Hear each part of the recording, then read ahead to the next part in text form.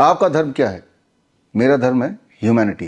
Humanity में हिंदू, मुस्लिम, सिख, ईसाई सभी आ जाते हैं। यहाँ मैं बात करूँगा कहानी मुस्तफ़ा अली की। मुस्तफ़ा अली 5 साल 2 महीने का ऑटिज़म का पेशेंट।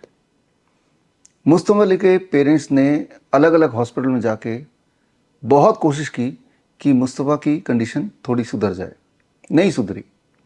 मुस्तफ़ा अली के पेरेंट्स मेरे कांटेक्ट में आए, क्योर ऑटिज़म नाव के ग्रुप से जुड़े और कुछ ही दिनों में neem therapy, DIP right protocol, zero volt therapy अपनाया और मुस्तफ़ा अली न केवल पूरी तरह ठीक हो गए, बल्कि मुस्तफ़ा छोटे से बच्चे ने यह साबित कर दिया कि हिंदू मुस्लिम भाई भाई। इसी वीडियो में आगे सुनिए मुस्तफ़ा के अब्बू क्या बोल रहे हैं। मैं मुस्तफ़ा अली का पापा बोल रहा हूँ। हम महाराष्ट्र के सोलापुर जिले में सांगोल तालुका में महिम गांव है हमारा छोटा सा। उस गांव में हम रहते हैं। हमारा 5 साल का बेटा है मुस्तफ़ा अली। तो उसे तो छोटी बीमारी है, तो उसका इलाज के लिए हम पूरे तकरीबन 10-15 बड़े बड़े अस्पताल में हमने उसका इलाज किया, लेकिन हमको उस बीमारी का कोई ये नहीं मिल रहा था। उसको ठीक होने का कोई नाम ही नहीं हो रहा था। लेकिन कुछ मालूमात होने के बाद ये बीआरसी का जो हमको मालूम हुआ, तब से हमने बीआरसी का जो ग्रुप है उसको ज्वाइन कर दिया।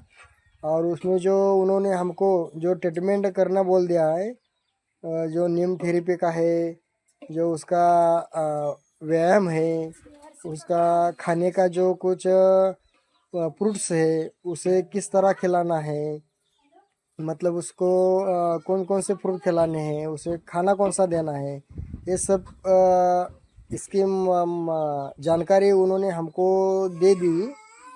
तो उस जानकारी के ये करके हमने उसको ट्रीटमेंट देना शुरू कर दिया।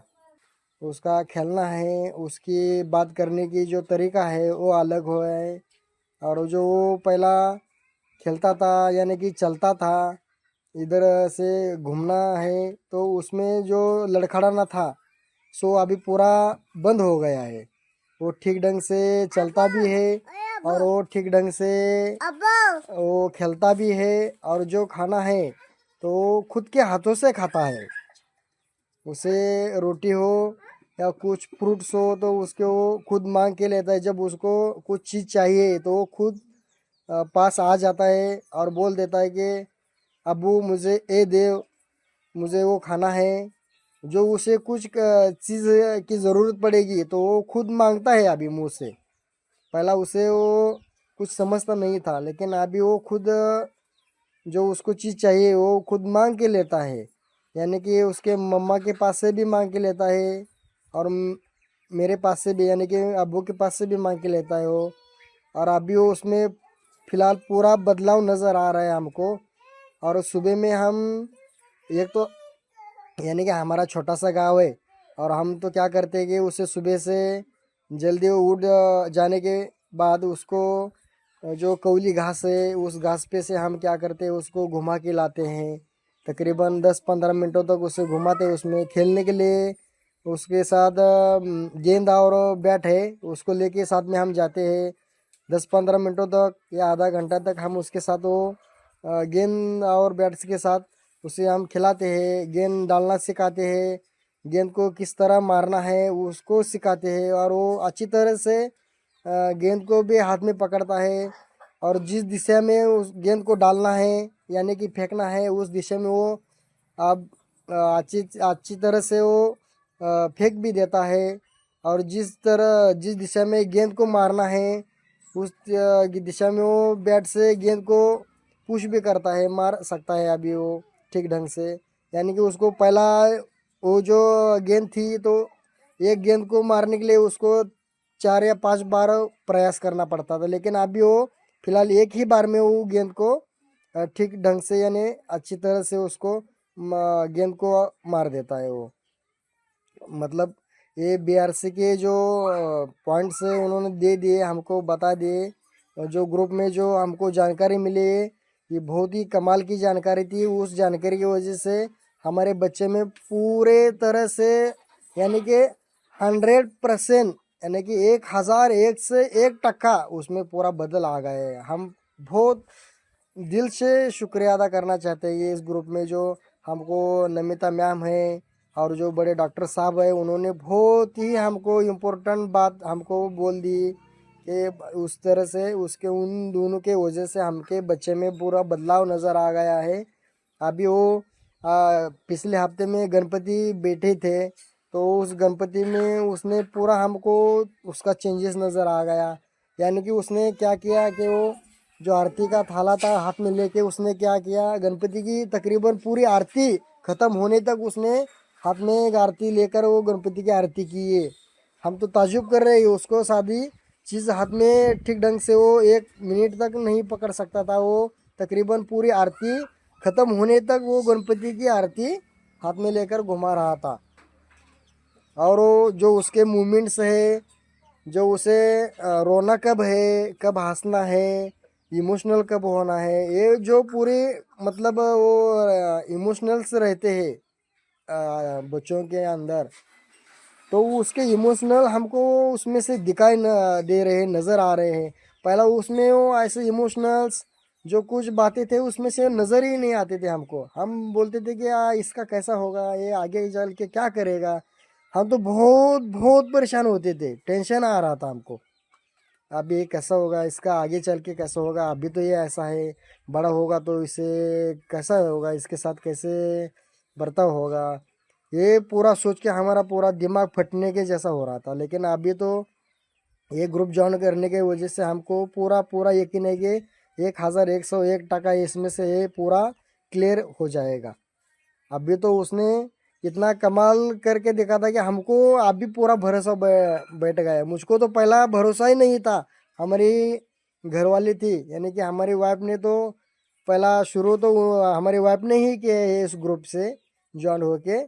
उसने समझाया मुझे कि बाबा इसमें ऐसा करेंगे तो हमारे बच्चे के लिए ये अच्छा है। तो मैं उस पर ध्यान नहीं देता था, उसे बोलता था तुझको जो करना है सो कर ले, मुझको कुछ मत बता, मुझको टेंशन आने का। क्योंकि वैसी कंडीशन ही थी ताकि हम 15 या 20 अस्पताल हो गए, बड़े बड़े अस्पताल में जाके हमने उसका इलाज किया, लेकिन एक ही डॉक्टर ने हमको नहीं बोला कि बाबा इस बच्चों को ये बीमारी की किस वजह से होती है, किस कारण इसको ये बीमारी का मतलब वो स्ट्रोक बैठता है, उसको झटका आता है। लेकिन हमने खुद ही उसको बच्चों को उसमें थोड़ा सा ये करके देखा तो कि उसे कौन सी चीज़ से एलर्जी हुए, मतलब उस कौन सी चीज़ से उसे बीमारी का झटका आता है। हमने उस पर ऑब्जर्वेशन करना शुरू कर दिया और धीरे धीरे से हमको पता चल गया है कि उसे सर्दी है। ज़्यादा सर्दी होने के वजह से उसके सीने में कफ होता है, यानी कि सर्दी सर्दी से उसमें छाती यानी कि सीना जाम हो जाता है उसका, उसमें उसे सांस लेना दिक्कत आती है, सांस नहीं ले सकता वो ठीक ढंग से। तो अच्छी तरह से सांस नहीं लेने के वजह से उसे वो फिट सा आ जाती है, यानी कि झटका आता है उसको। और वो बुरी तरह से उसे बहुत बुरी हालत होती है उसमें। और उसका जो मुंह है, मुंह के तरफ से उसे जो सर्दी है उसके सीने में दबी हुई है वो पूरा बाहर निकल आता है।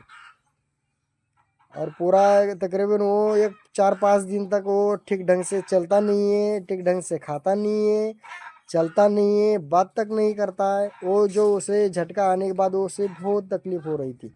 लेकिन अभी 2 महीना हो गया, उसे अभी झटका भी नहीं है और उसे कुछ तकलीफ भी नहीं है। जुकाम तो उसका यानी कि सर्दी तो उसकी पूरी कम आ गई है।